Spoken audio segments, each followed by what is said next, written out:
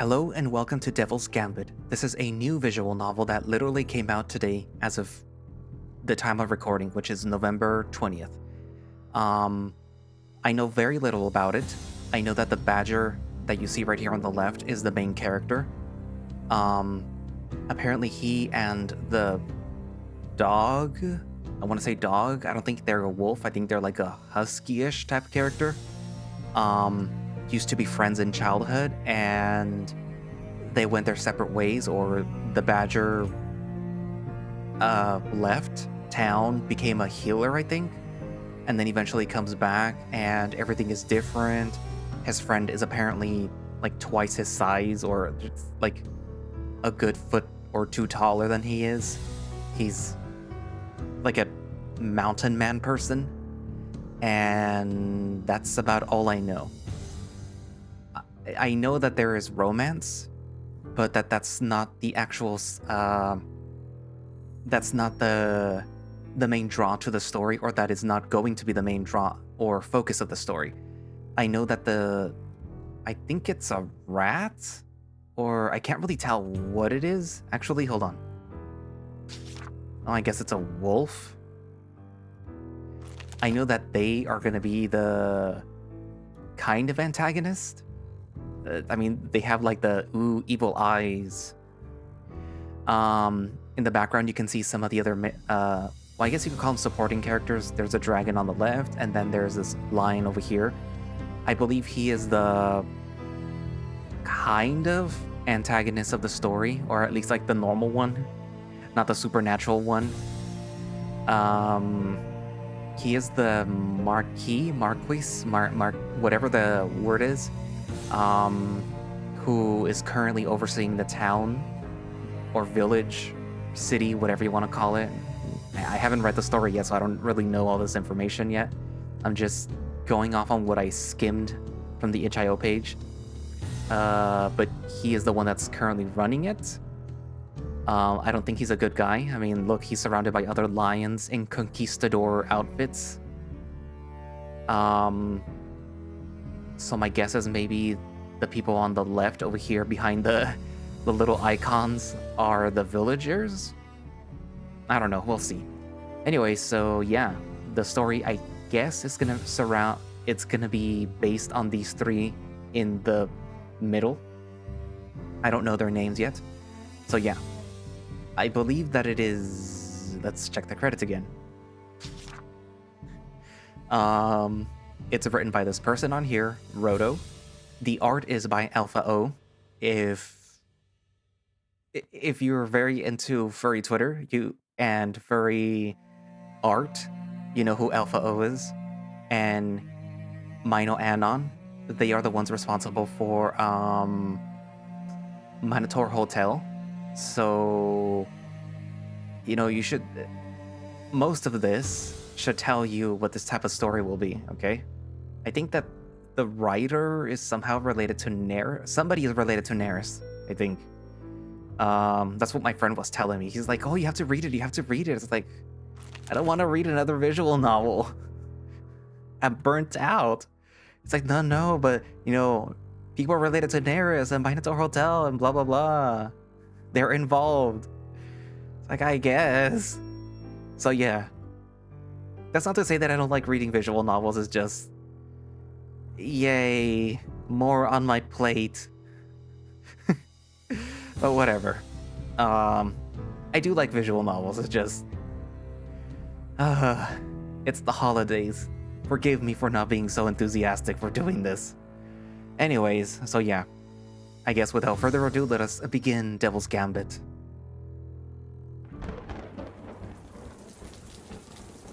I was born amongst the screams, there in Rana, where the day is enshrouded in a frigid mist and orange lights warm up the night, where beyond the forest... Hey, I'm not done reading!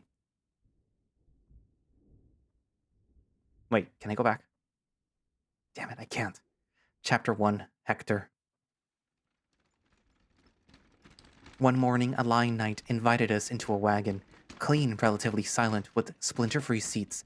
As it took us into the forest, Dad made me read him a book, since I was falling behind in my studies. However, the twisting trees greeted us through the front opening, past the wolf coachman stole all my attention. Despite his stern gaze and him telling me to read a sentence over again, my head was full of what had happened in the tavern the day before. While Dad drank with the wolves, I talked to the keeper's daughter, a girl about my age with gray fur, round eyes, and an impish smile, by the name of Teresa. She asked typical questions. Why were my ears so round and my nose so big? Where did I come from? When the girl got bored, she shot a glance at the adults before showing me that toothy smile. You know, there are demons in the forest. The lions say that they are gone, but they aren't. What? You know that expedition the Duke did a while ago? Well, it was demons that killed those soldiers. The demons did it. And what pride that last remark had carried. Eventually, the path led us to an open area, and the wagon came to a halt. We got off and saw, past our fading breath, a mansion that seemed more like a castle, tall and white, with a tower for every corner. A small garden separated us from the steps that led up to the entrance. Standing amongst the bushes, tulips, and pebbles at his feet was a young wolf staring up at the window. His clothes were modest, his nape gray, and his hands and face white, sort of like a badger. When he noticed us and turned around, I got a good look at his blue yet fiery eyes. It lasted long enough to make his distrust palpable. Then he shot the window a last glance before turning to face the nearby trees and began tossing pebbles towards the crooked branches. Hector! Oh, yes, Dad? You're so scatterbrained today. I'm sorry. A guard is coming. Pay attention and remember to greet him the way that I taught you. The tall lion wielding a spear shook hands with my father. It's an honor to be in your presence, sir. I am Eogan, and this is my son Hector. I opened my mouth, but the guard cut in. We've been expecting you, Doctor. Please step inside. His Grace will want to see you post-haste. And so, Dad forgot all about my greeting. We followed the guard inside and upstairs. I was told to wait on the lower floor and that if I needed anything, to call on one of the other guards or a servant. But I kept worrying about the greeting. I sat on the first steps of the stairs, clutching my knees. I didn't think that there was any moment that I could have introduced myself. If Dad forgot, then maybe it wasn't important. With that as a reassurance, I calmed down and looked at my surroundings. Wherever my eyes went, there were paintings, suit of armor, packed bookshelves and display cases containing weapons or smaller cases with gems inside or other shiny things. So much wealth. It would have taken me hundreds of lifetimes of work to build this hall. It was best not to touch anything, but I was getting bored and there was no sign of the adults returning. A stroll wouldn't hurt. Down the hallway leading further into the mansion, there were faint smells of spices, fresh cloths, and wolves. There must have been servants working there. The guards were all over the place, but most of them were down the path to my right. I figured that I'd go to the left, then, since I didn't want to bump into anyone. However, as I walked down the desolate hallway, my nose let me know that I wasn't alone after all. I didn't need to see him to know that he was a wolf. I turned around suddenly and right in time to catch him trying to hide inside one of the empty rooms. Oh, it's you. Were you following me? What's your name? We stared at each other for who knows how long. Cadigan finally stepped forward, wearing an unflinching glare. He was shorter than me and so much skinnier. The blue of his eyes and the sheen of his fur captivated me. Get out. What? Get out of the mansion. Demons live in the forest. Oh, you're just like Teresa, trying to scare me. His ears twitched. Teresa? Are you guys friends? I'm being serious. He opened his arms, inviting me to look around. The demons chased out the people living here. They'll do the same to you because you're an outsider. They'll curse you, and you'll be lucky to leave alive. Oh, I don't believe you. Teresa said that they only do that if you go into the valley. Not that they are real, but if they were. Ask anyone, you'll see. It frustrated Cadigan that where he wanted fear, there was instead curiosity. Anyway, who are you? I'm Hector and I'm training to become a doctor like my dad. Are you the son of a servant? I'm nobody's servant. I was taken aback by his sudden rage. He shoved me and I landed on my butt. Then the wolf turned tail and ran away. I chased after him, but he turned a corner and I lost him. Or my eyes did. I followed his trail to the garden, to a little corner hidden by bushes reaching up to my shoulders. Cadigan sat crackling open nuts with his teeth before munching on the insides. His tail swished, disturbing the brush behind him, and every once in a while he pulled on his collar, as though hot under the sun. Either I made some noise or he smelled me back, because suddenly he faced my way. He gave me a taste of wolf knuckle and Ranani's grass and dirt, as well as bloody nostrils. When Dad finally descended the stairs and asked what happened, I said that I slipped down the steps while going to the garden. Anyway, I returned to the same spot a few days later, bringing a dozen or so nuts wrapped in a cloth. Cadigan eyed me with suspicion but didn't hit me this time. Where did you get those? I pointed at my nose. Caught their smell when you were eating them the other day, so I went to the forest and found some. Huh. Weird you didn't get lost. All badgers are great foragers. Can I sit? I'll share some if you let me. The wolf looked away and I invited myself into the small space. I put the cloth between us, some nuts rolled out. We ate them while talking. You haven't told me your name. I'm Hector. You already know it. I'd like to hear it from you. Fine. Cadigan. That's a nice name. Hey, I caught your smell in the forest. Yes, well, I sneak out sometimes. Where else would I find nuts? I heard you weren't allowed out there. Aren't you afraid of the guards catching you or the Duke getting mad? They used to get mad, but now they know I'll be back.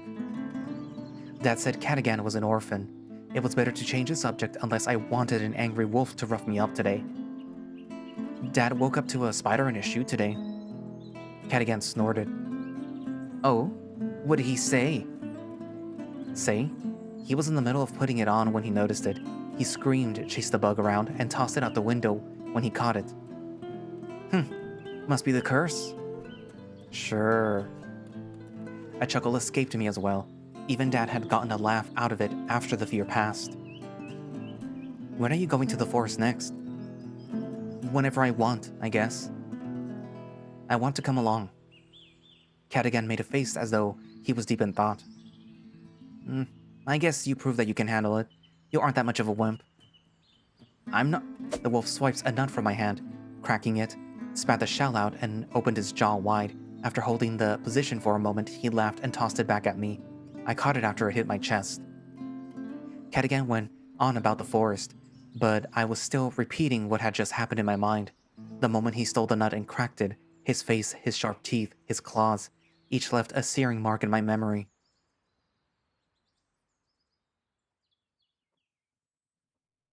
Act 1, Chapter 2.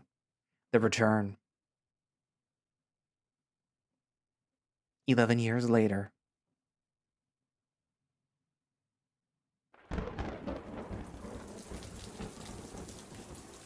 Thunder tears through the sky, startling me awake. The beasts of burden roar. The peg-legged coachman shouts, joining them as he reins them in. I grasp my chest as the old wolf subdues the creatures.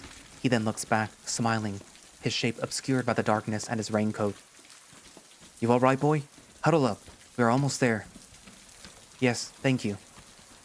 He refocuses on the road. I peek through the wagon's front opening, past the coachman, but all I see is rain, mud, and orange lights in the distance. He was right, judging from the last one. Were you having a pleasant dream? Yes. What about? Some beauty, I bet. Actually, it was about my first visit to Ranani. So this is your second time? I've lost count. I used to pass through every few months with my father. The coachman snaps his fingers. Right, the badger doctor and his kid. You're the kid, right? You've grown into a proper doctor. Can tell just by looking at you. You stay in Leopoldino's mansion if memory serves me right. Did you meet any demons? They used to say it was a mistake building in the forest, that the demons would chase him out. It wasn't haunted, no. But I don't think living in the middle of the forest is such a big empty house is healthy for the mind. figures. Leopoldino lived there for years, and the new duke settled there right after assuming his title. You must be right. The new duke? He summoned you, right? Your daddy worked under Leopoldino, and now you work under his son. That's fate for you. What happened to Leopoldino? He died a little more than a year ago. His son took over after that. Let me tell you, if you thought Leopoldino was a beast, then his son is an actual demon. An orange light. I think a window passes by the coachman, and the wagon slows down. The rain falls in full fury, droplet after droplet bouncing off the old wolf's raincoat and splashing onto the floor. We're here, kid. Hurry and go. There's a tavern nearby. Holding my case above me, I hop off the back into the storm. The coachman shouts and the wagon departs while I try to find my way within the blur of rain and wind. I follow the window's orange glow like a lighthouse signal, mud engulfing my shoes with every step. I'm so close. The noise of me rushing into the building draws some gazes. A few linger, though in time all return to their friends, their drinks or a lamp hanging from the wall. Most of the patrons are wolves with a few lions mixed in, though the latter group doesn't look like guards. They must have gotten caught in the storm and taken refuge here, as evident by the occasional water droplets and the wet fur smell. Sitting at a table in the corner is a lion dressed in silky clothes, and a middle-aged wolf with an arm in a cast and an eye patch. The canine stares into an empty bud, while the lion whispers to him. That aside, there's alcohol and a sweet smell of stew being prepared in the air, which immediately reminds me of how hungry I am. I only notice the extraordinary thing about this tavern when I find the bar. Behind it is a golden-plated dragon, probably the largest man that I've ever seen. He's already waiting for me to get close, a wide smile on his face. And God, what a smile. It takes me back to the way Dad looked at me after I had treated my first patient. Hiya! Welcome to Orwell's Nest. I'm Orwell. Looking for food or a room? Both, please. How long are you planning to stay? I'm not sure. Let's say for a while. He inspects me from head to toe. I got a special offer for you. You get a room and 2 meals, just for 25 coins a day. I cringe at those last words, but still reach inside my wallet. 25? Sorry, friend, but I know you can afford it. It's clear as day you're one of His Grace's new doctors. Never has someone ripped me off so earnestly. I could wait until the rain stops to check the other inns, but walking off after the smile would leave me with an unpleasant taste in my mouth. Besides, I can afford it. Alright, sure, you got me. Thank you kindly. Here's your key. Arwell invites me to sit at the bar, saying lunch would be ready soon, but I would much rather unpack first.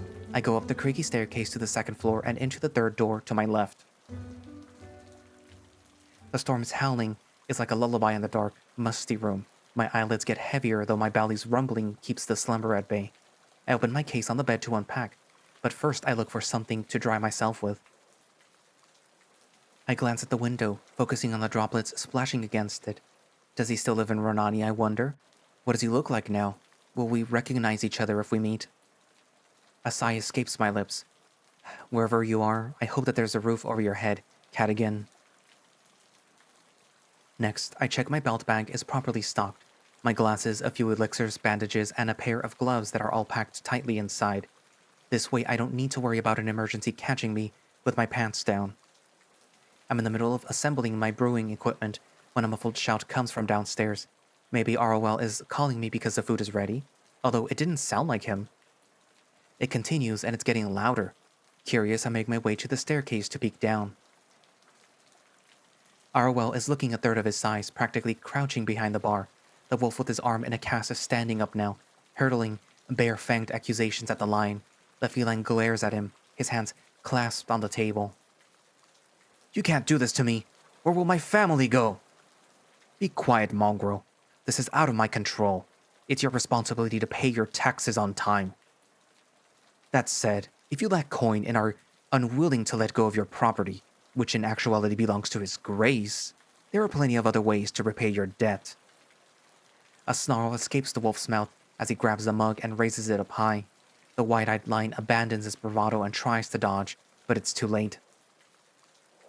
The canine swings the mug down, only for someone to catch his wrist. During their argument, Arwell had run into the kitchen, calling out a name. A wolf came out after. I only caught a glimpse of a blue cape and a gray back as he dashed towards a commotion. This newcomer, tall and wide as a mountain, had stopped the swing at the last second. I'm transfixed by him, trying to extract as much detail as possible from what little cape leaves exposed. It's when he looks at the other wolf and I see his face that my mind goes numb. My legs take me downwards of their own accord. Damn you, Cadigan. Let go. Stop it, Sheen. What good will it do if you attack him? I don't care. What's the worst that'll happen? Me being thrown in jail? Huh. At least I can sleep under a roof. You're naive if you think the Duke will be so merciful to a man who can't even work a plot of land. Put the mug down. Sean struggles against the bigger man's grip, to no avail. Eventually, he lowers his ears in resignation and does as commanded, at which point Cadigan releases him. The lion clears his throat. It's good that at least one of you is reasonable. Cadigan frowns at the lion. Is this about his dead again?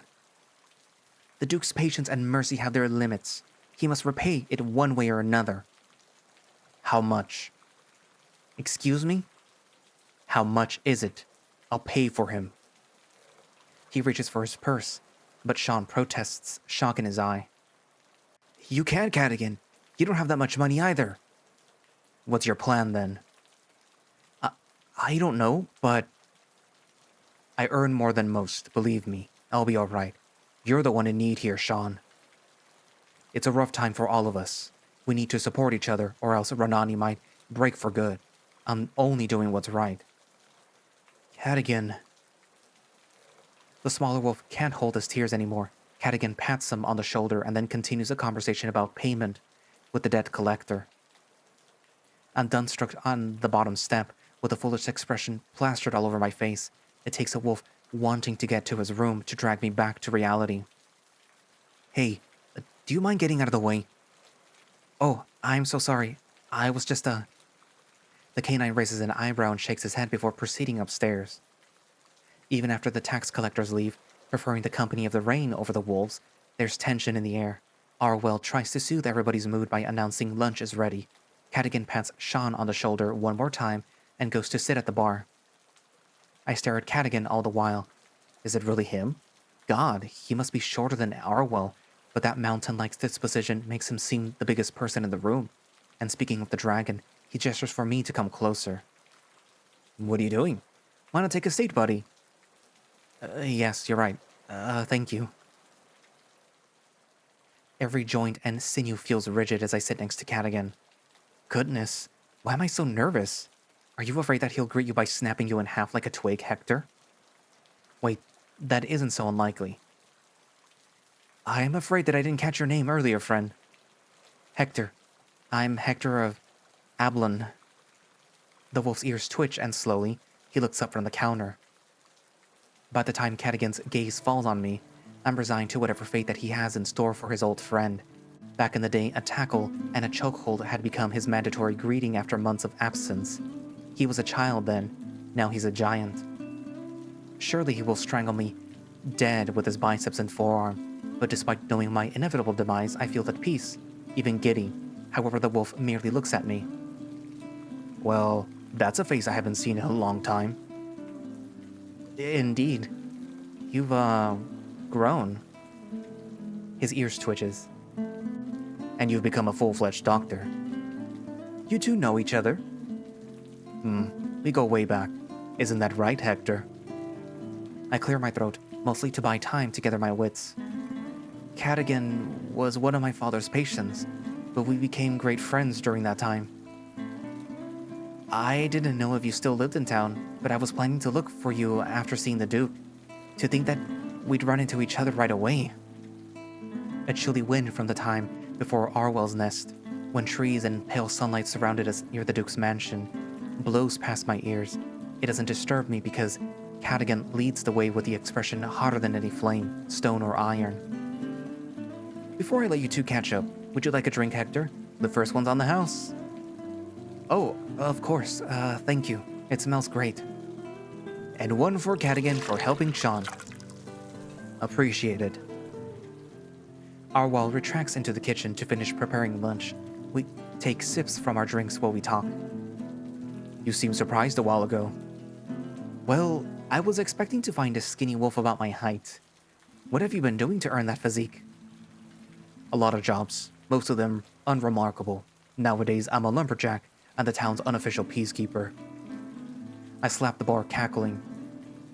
You? Peacekeeper? You're joking. No, I'm serious. The resurfacing childhood memories brings a smile to his face. It's a small, fragile thing, and it only lasts for an instant. Then he's back to that serious expression. What does Renani even need a peacekeeper for? We never heard about there being much trouble in town. Yes, it used to be peaceful, but things changed. Cadigan suddenly turns towards the kitchen. What is it? The food is ready. Arwal exits the kitchen carrying an enormous iron pot and begins serving the stew, which is a rather simple mix of egg, meat, and some fruit or vegetable I don't recognize. The latter part gives it an exotic smell that makes my stomach twist in hunger. Because we always stayed in the Duke's mansion, I didn't taste the local cuisine much. Leopoldino preferred ingredients imported from his homeland. I can barely resist shoving the first few spoonfuls into my mouth. Control yourself, Hector. Don't embarrass yourself in front of Cadigan so soon. Want some, Cadigan? No thank you. The free beer was enough compensation. Let me treat you to a bowl then. You don't have to. Yes, let me treat him. Haha. This one's for helping in the kitchen.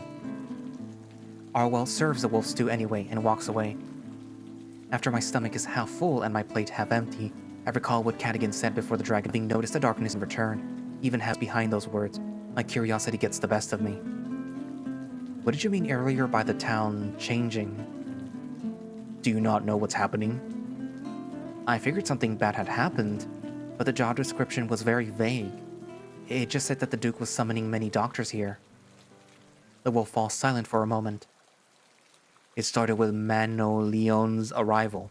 Leopoldino wasn't a good ruler, but he knew that there were limits to how much he should intervene with town life.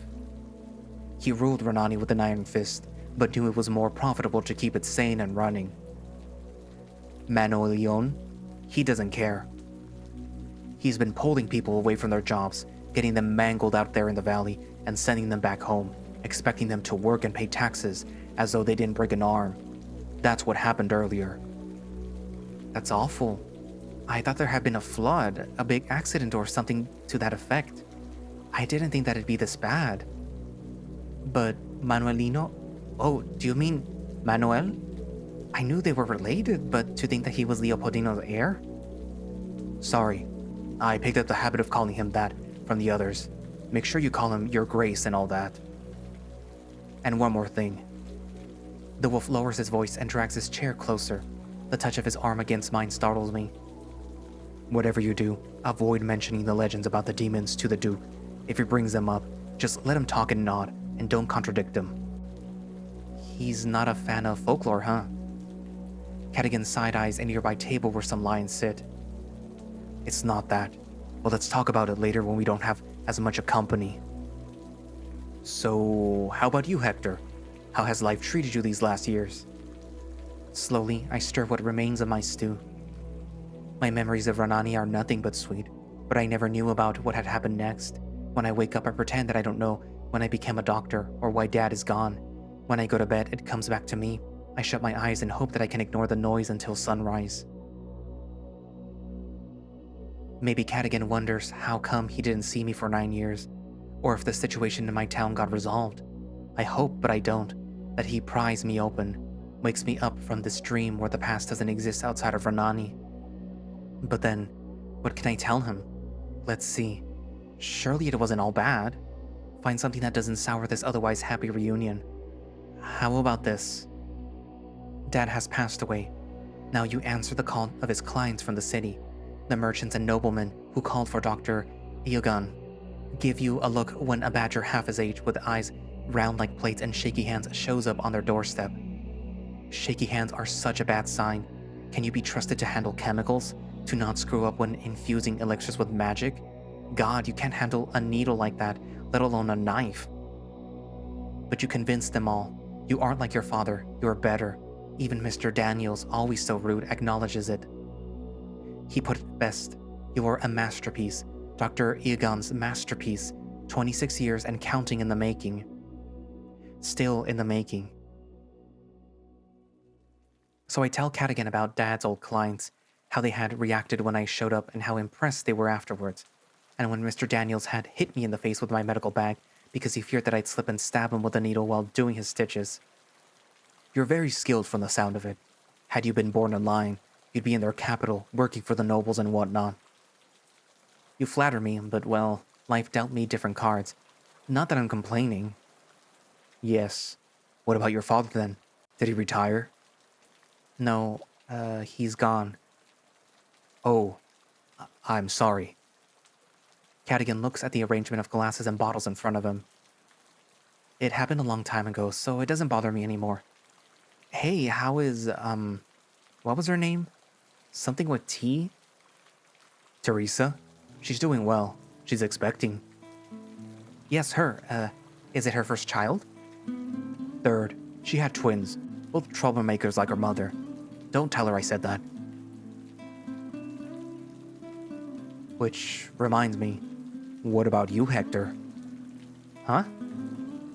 Children? Do you have any? No. I have too much work to meet with anybody, let alone think about children. Even if I had the time, I don't know if I'd want any. The wolf takes his mug, staring at the swirling substance for a long time before taking a big gulp. I see. The storm is letting up, its lullaby reduced to a pitter-patter. After cleaning my plate, I stop to take a look at the wolf while he finishes his. The last time that I saw him, he was shorter and skinnier than me, but that didn't make him any less admirable. Now he wouldn't be out of place illustrated as the hero of a legend or some epic. It fills me with pride that my friend has grown into such a fine man. I'm pretty rotund myself, of course, but with muscles like that, he could lift me with one arm and not break a sweat. The pride must be visible on my face because when Cadigan notices me looking, his smile and the glimmer in his eyes are the same as he would have whenever he showed off. I look away, feeling self-conscious suddenly. After finishing his food, Cadigan looks towards the windows. I should go. So soon? What for? Got some wood to deliver. Got to keep everybody warm. The rain held me for longer than I'd have liked. We get up and I follow him to the door. The breeze coming from outside surprises me, making me shiver, but it's not pouring down as hard anymore. Well, I'm glad that I got to talk to you again, Cadigan. Me too. The wolf stops and turns to me with a thoughtful expression. Thinking I would head back inside right away, he puts a hand on my shoulder. He pulls me closer, but it's his rugged touch and the now powerful smell of tree bark and damp earth that pins me in place. What will you do? I'll take a nap until the rain stops before I head to the Duke's mansion. Sounds good. Remember what I told you. Yes. Don't talk about demons. Don't disagree with him. Will you be alright? You already sound nervous. I'm not used to how big you've gotten. Ah, my bad. He pats me on the shoulder before letting me go. I'll come around again tomorrow. Let's talk more then. I smile. I look forward to it.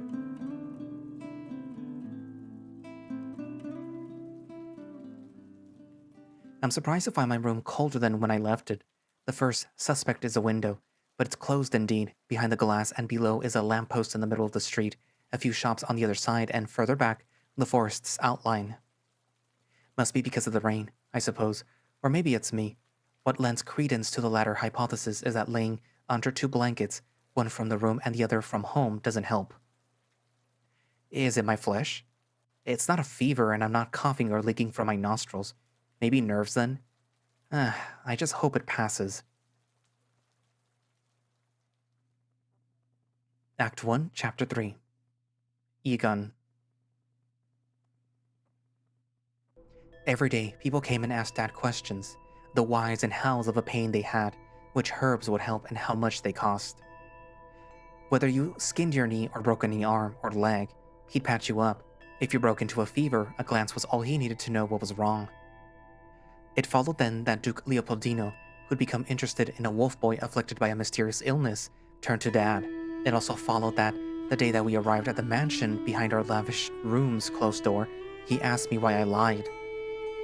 "You fell down the stairs? At least I know you're not lying often, because you're terrible at it."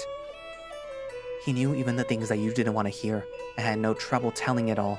When Grandpa was still alive and we had one of our fights, later that night Dad would talk again about the old tyrant of Oblon. That during his reign, had he asked for an education, they would have laughed him off. If he had tried to grab a scalpel, they would have cut that hand off, and if he had tried to run, they'd do away with the foot instead. That at my age, instead of spending his afternoons in a classroom, he was lost in the forest with trees made of cloth and a ground of mud and blood. Carrying a basin in his mud and blood-caked feet splattered the sinister mixture everywhere, he went around picking up viscera that had fallen into the ground.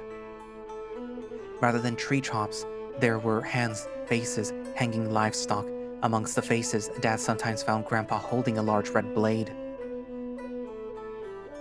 However, that was nothing compared to what the tyrant let his men do to Aunt Nora and the other woman while they were out foraging. Aunt Nora was also just a child back then. That was why this became the breaking point.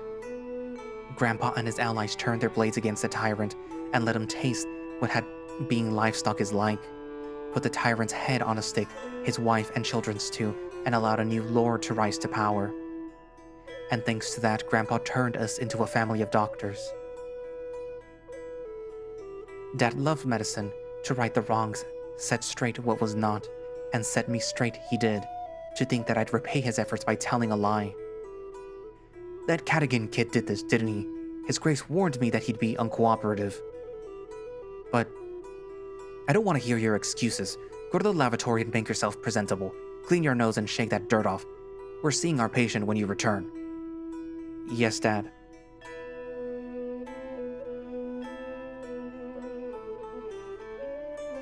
Our patient was Cadogan, which I didn't learn until we went into his room and found him sitting on the bed, hugging his knees and staring daggers at us.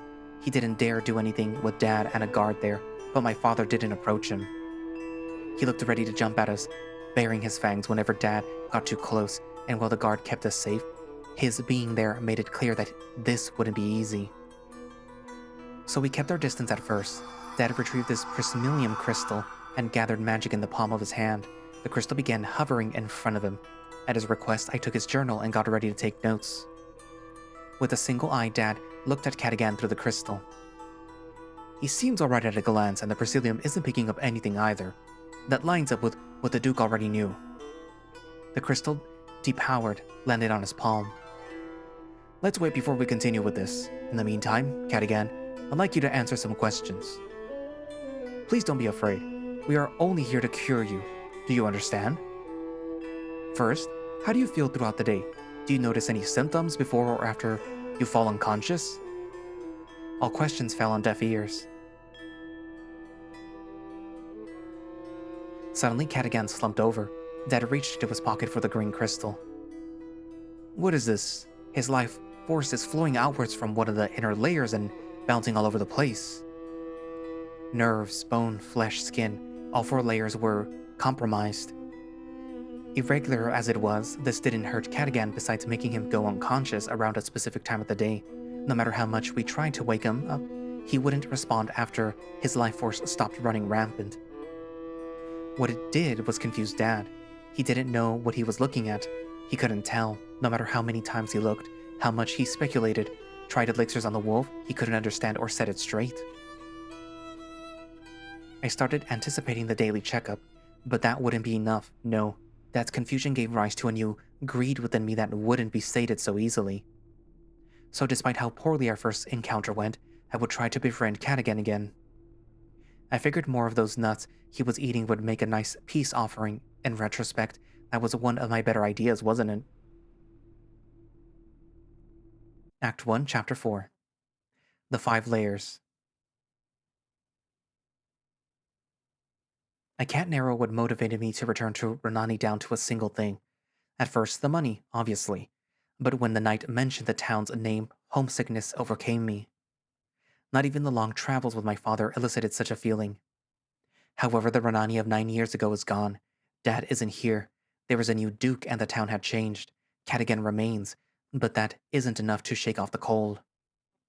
In the northwest section of town, dubbed the Baron, that spread out shacks had been removed to make space for new homes and a hospital, though only a crude site identified the latter. The stables are where I remember them being, although no one is around yet. The rain did just stop. Rather than waiting to get a ride, I go to the Duke's mansion on foot, since it's not that far. On the way there, my thoughts shift to the new Duke, Manuel. Many times I heard of him. He's become very well known in medicine in recent years. Both an accomplished surgeon and researcher, he's authored an enormous collection of journals on the bodies of many civilized species. His work is so all-encompassing some consider it mandatory reading no matter which discipline you practice. I snagged some of his works over the years, and I can attest that there's some truth to that. His journals on boars saved my skin last summer when I had to treat one on short notice. Nothing can completely compensate for a lack of experience, but it's nothing short of amazing how much one can learn about people from faraway lands thanks to him. Not to mention that he came up with some useful gadgets, such as my glasses. It's admirable that he's accomplished so much at his age, despite his circumstances, which is why the suffering he's caused in Renani makes me conflicted, and I wouldn't have returned if not for him hiring me. I don't know what to think. The mansion is as I remember it, except for the 2 guards stationed at the entrance. After explaining who I am, they let me in and one of them escorts me to the Duke's study.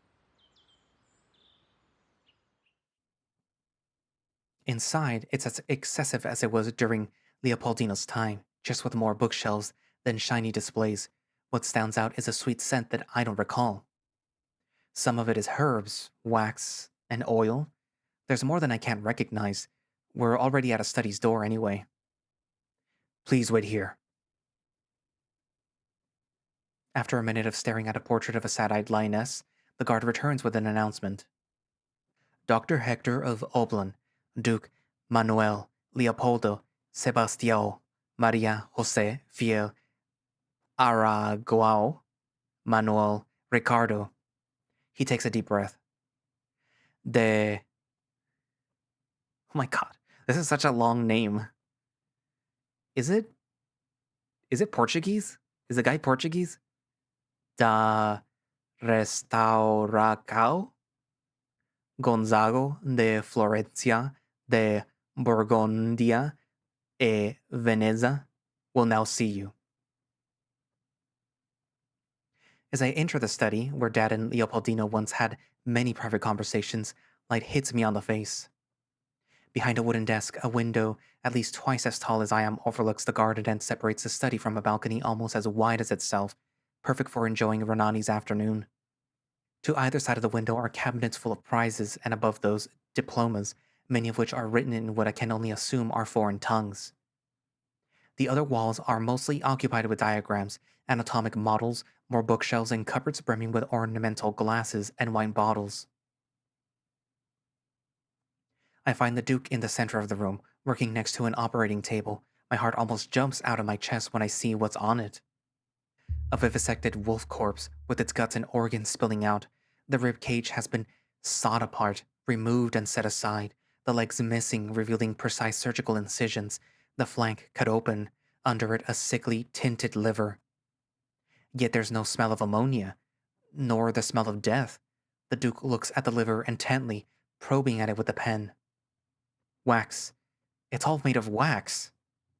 What is it? Does your kind lack the gift of speech? Oh, Gather your wits, Hector, and remember the proper greeting. I am Hector of Oblon. I am honored to be in your presence, your grace. The Duke places the pen on a tray and takes off his glove. He frowns at me. What are you? A sort of witch doctor? I hesitate before reaching into my belt bag and taking out one of my elixirs. I suppose so. I don't specialize in surgery, your grace, but I'm still a skilled healer. Allow me to see. He takes the elixir, inspecting it with the prismalium monocle he produces from under his coat. Then the lion nods, satisfied. Acceptable. And while returning the elixir, his eyes trail down to my belt. Is that a pair of Priscillium glasses I spy? Indeed. That green tint is unmistakable. Duke Manuel drags a finger across the monocle's metallic frame. It's one of my first designs, but I'm still quite proud of it. It utilizes copper as a conduit to more efficiently power the crystal, allowing you to activate it by gathering magic just on the tip of your fingers. It reduces the strain on the user's eyes significantly too. He clears his throat. Excellent. You are better prepared than it appears at first glance. Truly, doctors can come from any background these days. Thank you. What am I meant to do then? He opens one of the desk drawers and takes a badge from it. His golden leg is noisy as he walks. Take this and head to the hospital. There you will receive your instructions. You spotted the hospital on the way, yes? Indeed. Before I go, could you allow me to ask a question, Your Grace? He glances at the wax sculpture, but ultimately gives me the time of the day. I repeat in discreet terms what Cadigan told me and ask what he's trying to accomplish. Ah, so the wolves already told you about my expedition. It's wise of you to seek my side of the story. Those savages can't understand the greatness of my mission. If it's wise, then why am I already regretting that I asked? Though my only choice is to listen now that I open my mouth. He approaches a bookshelf and grabs a thick volume, holding it to show me its cover. The 5 Layers. The foundational title, the basis of modern medicine. Do you know how old this work is? It was published in the 2nd century. In the year 162 by an alchemist and a healer named Karina, making it 710 years old. In the 7 centuries, we have made little advancement in our understandings of medicine. What's more, the 5th layer, reason, remains a mystery to us. I intend to advance medicine by finishing Karina's work and unraveling the 5th layer's secrets. And you think that the truth behind those secrets hides in the Eye Valley? I have reasons to suspect the Eye Valley will help me further with this objective. If only the corpses would remain dead. Corpse? He sighs as he returns the book to its place. The demon, which shouldn't yet exist. The Renani of 9 years ago is gone, where once its demons were brought up with pride for an era long ago, or as mischief trying to scare an impressionable foreigner, now they are spoken about as though a present threat. Be it because speaking of them lightly will incur the wrath of a duke, or because they do still exist. Manuel turns away, hiding the right side of his face. What are you staring at, cur? Forgive me. I wasn't expecting to hear that from you, Your Grace. Keep your eyes to yourself unless you want to lose them. Now enough of you. Away! By the time he waves me off, I'm already excusing myself. While I have learned what the Duke wants, I am still baffled by the questions about the Eye Valley, the 5th layer, and the demons of Renani. However, you have work to do, Hector. Don't get distracted. I reach the hospital with a ragged breath and with wary feet. The trip from the town to the Duke's mansion and back isn't as easy as I remember. A gray-maned line mans the reception. When I showed him the badge, he looks at my heaving body with sympathy before producing a massive worn-out book and dropping it on the desk with a slam. God, please let this be my last startle of the day. The line explains what is expected of me. The hospital hosts the patients in the direst of conditions, while those who can move are sent back home, where they receive care from their assigned doctor. I must do 6 hours worth of work a day. 2 must be on duty in the hospital, while for the rest I can be assigned to a resident instead. I can choose to do more for a bigger salary too. When asked about the schedule, the line says it changes regularly. It always is on display on the reception, so it's my responsibility to check in every day. I'd rather care for those at their home. The line opens a book, a record of patients, and looks through it as he writes my name in 4 entries. Finally, he grabs a map of Renani, circling some locations, and adding a name next to each before handing it to me. Try not to lose that. To finish up, I'll give you a quick tour of the hospital. It's mostly so that you know where everything is and are familiar with the equipment. Alright, that sounds like a good idea. Paolo, cover for me for a moment.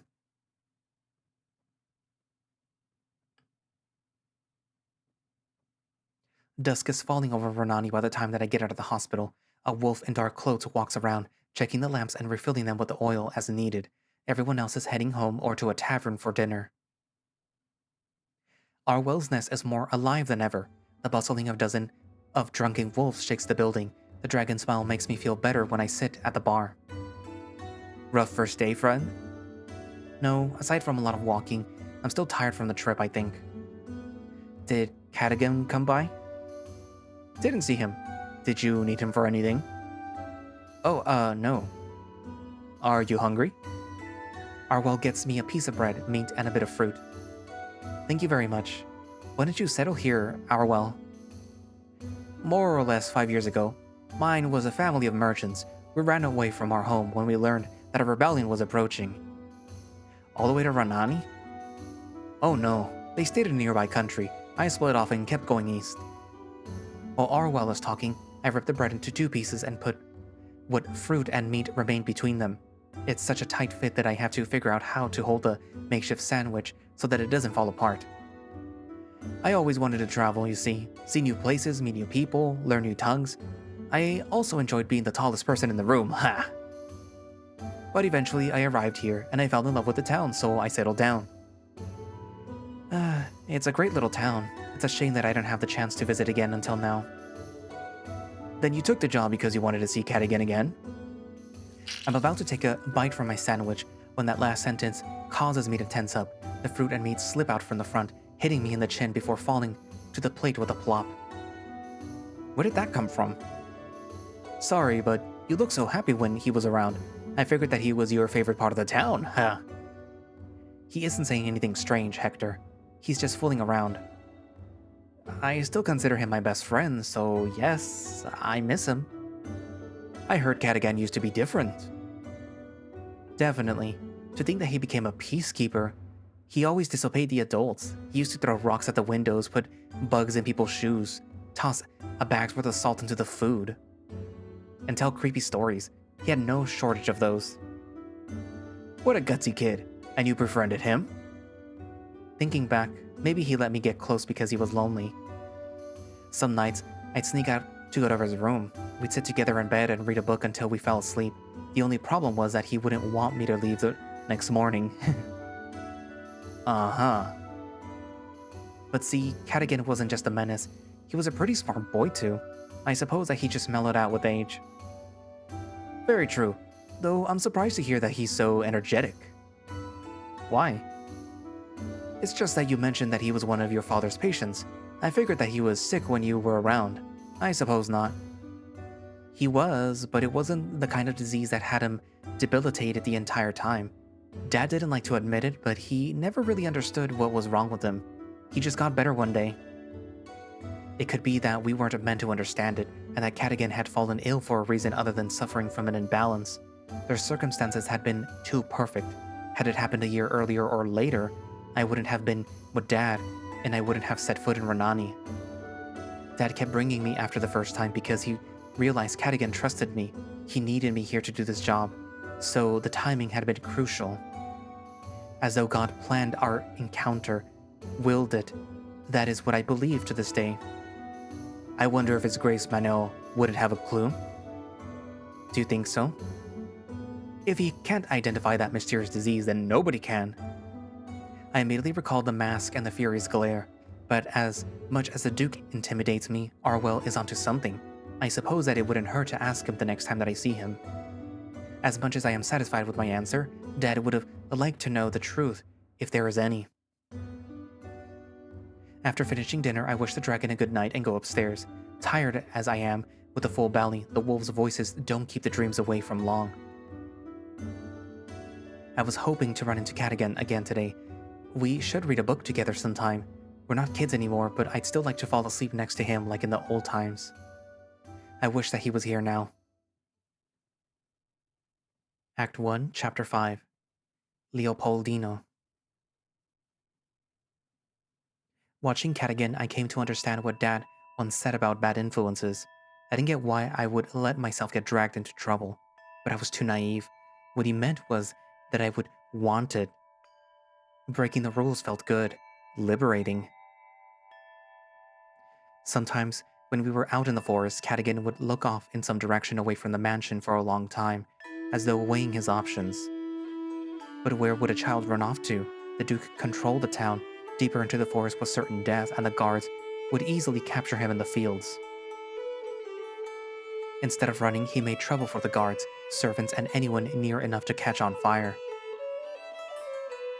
But Leopoldino didn't care about broken windows, missing jewelry, or shiny things the wolf touched without permission. The Duke displayed his riches to inspire respect, the kind that reminds you of your position in life. For a short while, Cadogan looked to me like a pitiful, powerless child, but that changed one day when Leopoldino got him to join us for breakfast. Spiteful as he was, Cadogan used this as a chance to embarrass the Duke by breaking all table manners. A disdainful look exhausted the lion's patience, and he slapped the wolf. Cadogan grinned then. He hunched over, holding his cheek in pain, but grinned nonetheless. And it tore into the Duke, hurting him inscrutably. I don't know why, but it felt like some kind of justice. As an adult, I could look back knowing how tyrannical Leopoldino was. A child standing up to him and hitting him in one place that hurt was no small thing.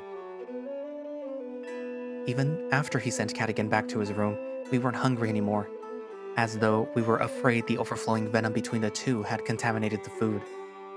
When I checked on Cadogan later and told him this, he laughed, and then laughed some more at my aghast expression. But whenever Cadogan woke up after going unconscious, it was as though his illness had robbed him of all energy. Dad called it cyclical lethargy. Rather than resuming his usual antics, the wolf stayed in his room and only came out much later, either for a walk or dinner. Even in front of the Duke, he just lowered his head and remained silent. I was accompanying him on one of his walks through the hallways when I commented that he looked tired. I feel fine. I think you're imagining it. We've checked you with Persilium a bunch of times, and yes, you seem perfectly fine after you wake up. But it's so unlike you to just sit in your room, not making any trouble. Give me some credit. Then again, you seem to like trouble, so maybe you'll like to know that I commit a little mischief at night? Oh? Every night I take a book to my room to read it. It is not allowed to touch the bookshelves without permission, but as long as you return it, no one has to know.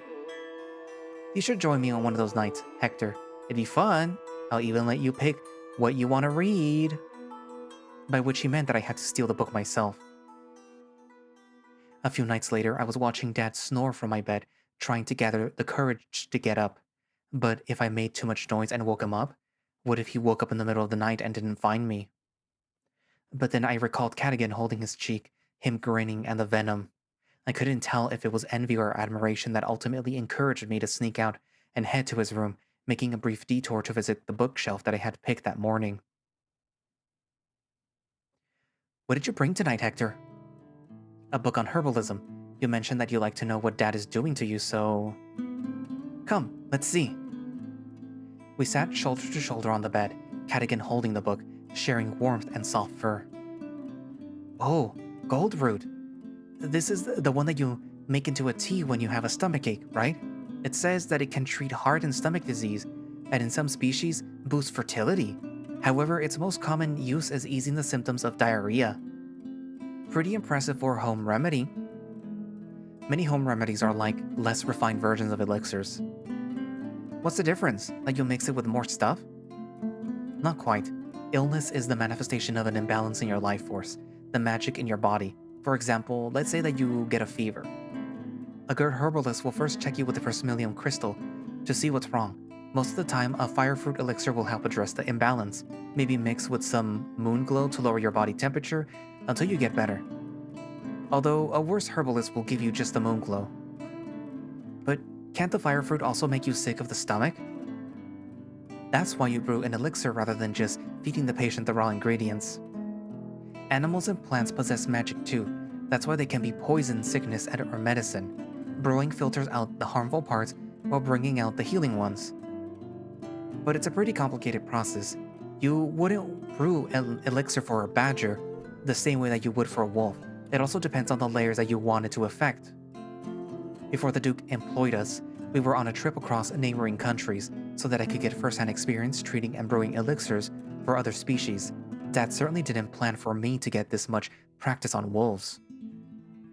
Which species do you think these recipes are for? Badgers, I think. I wonder if someone from our country wrote it. See, that's why God blessed us with such good noses, so we'd be unmatched herbalists. Like with nuts? I shift, putting my chin on the wolf's shoulders. He was looking somewhat far away now. What's on your mind? What you said about plants having magic reminded me of the Eye Valley. That's another one of Renani's legends, isn't it? Not a legend. The Eye Valley still exists beyond the forest, though no one goes there because it's too dangerous. But they say that there are things in the soil near it that change the vegetation here. Dad was complaining once that the ingredients that we got from the forest were too strong. That's because of the Eye Valley. I yawned and nuzzled up to his chest. What's wrong? It's so early. I'm getting comfortable. Cadigan shifted and wrapped an arm around me before he continued reading. Every once in a while, he'd ask me something, and I mumbled a reply. While not tired, I was sleepy. The sleepiness felt when sitting by a campfire in the dark, with licking flames capturing my gaze and warmth cradled my trembling body. It probably was around midnight when Cadigan yawned, put the book down on the nightstand, and extinguished the lamp's fire. We lay down together, his hand on mine, as we drifted off. Act 1, Chapter 6. Ignorant Man. And that's where I'm going to leave it for today. So, yeah. One thing I will say, first off, there is no way to get back to the main menu once you're playing the game. You literally have to, restart the whole thing after you close it. So, if you save and you're like, oh, I just want to see, look ahead a little. And then you're like, okay, time to load back to where I saved. There isn't an option to load back. I hit the mic. So you literally have to close the game, reopen it, then load from this menu. Which is very annoying. I want to say stupid, but it's mostly annoying. Anyways, so onto what I just read. So we have Cadgan, and I'm pretty sure that I will mispronounce his name for the entirety of these 3 recordings because it's 3 videos, okay? I'm pretty sure it's Cadgan. I don't know why I'm pronouncing it Cadagan, but I'm pretty sure it's Cadgan. So we have Cadgan and Hector. The guy who it turns out is not actually a rat. Well, I thought it kind of looks like a rat, but it's just because of the ears. The one in the back is actually a wolf, but they don't show up yet.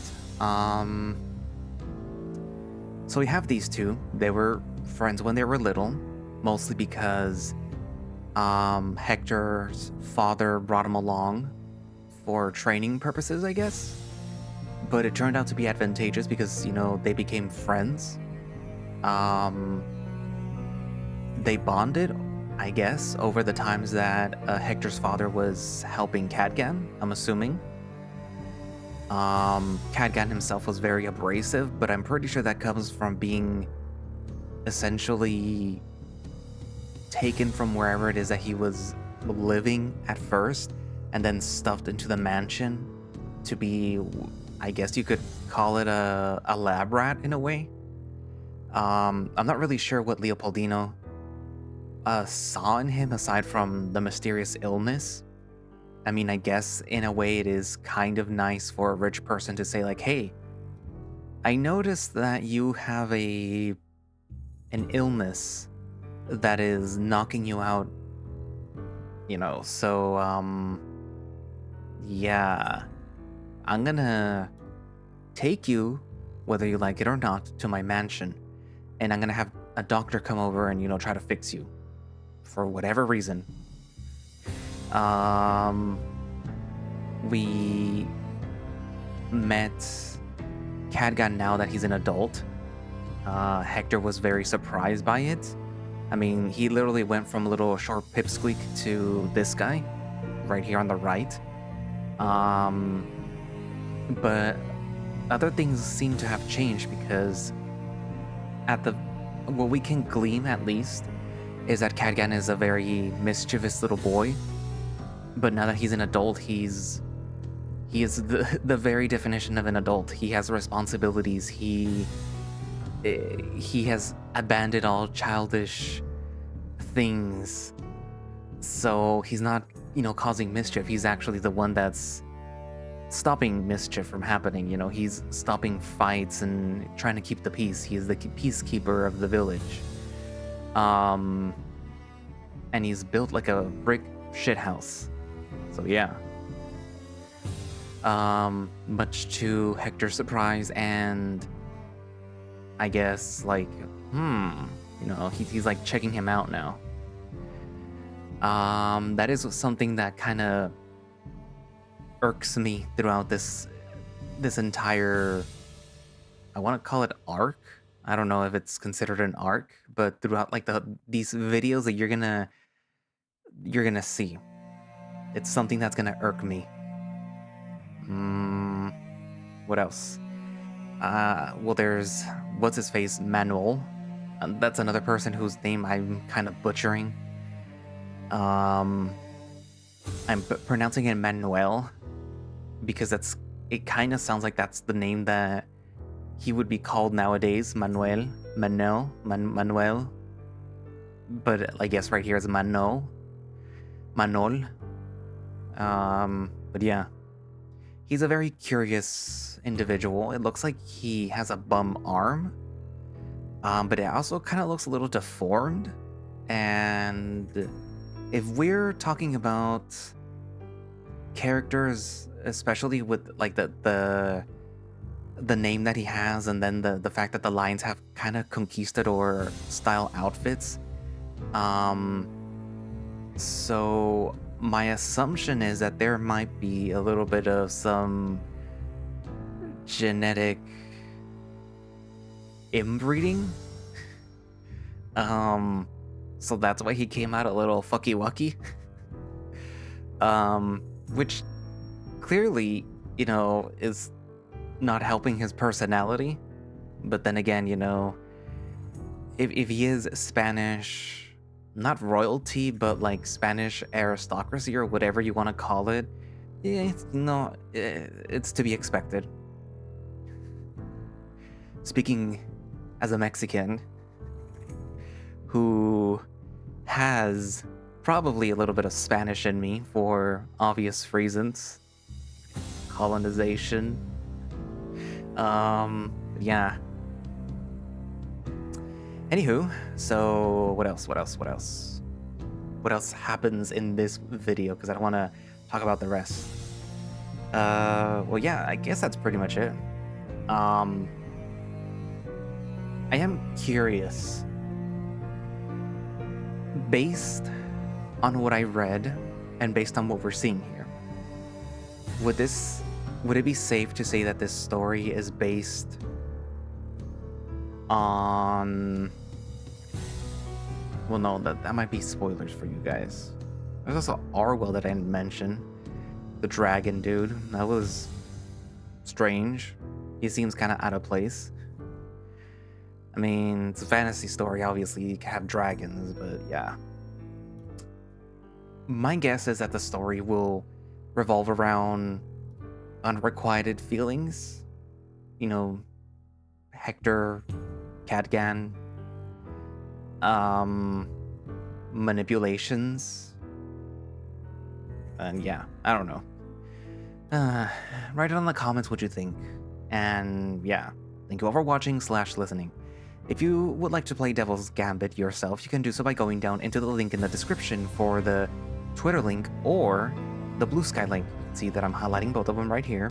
They should have direct links to the itch.io page where you can download the game and play it yourself. Or you can just go to itch.io and download it, there. I believe that the story is being written, or at least, actually I think it is being written, I want to say, but because that's what my friend told me. I don't know. I don't actually know who's actually writing it, but they are related to Neris. The story itself is not related to Neris, but the person that's writing. So yeah, you feel like Neris? Is this sort of like narratively similar writing style? I don't know. Write it down. And I will also be linking down for their, Patreon, in case you want to support the project. That was my it's time to go to sleep alarm. I will also be linking down, the coffee, in case you want to support me. Also, channel memberships, if you haven't already noticed or heard about it. That will be, right there on the bottom left, below the video. It should be right there. I don't know how it shows up if you're on mobile. Why don't I just check that right now? Let's see. Any day now. Load. Any day now. Jump. View channel. They don't have anything. Gaff Smolders. View channel. Ads. Does it? My god, ads. Looks like people use ad blocker. If it's on mobile, I don't know where you subscribe. But it's there somewhere, I don't know. Anyways, so yeah, you should probably have already seen the people who are already channel members. They more than likely already got to see these videos before you, so they already know what happened.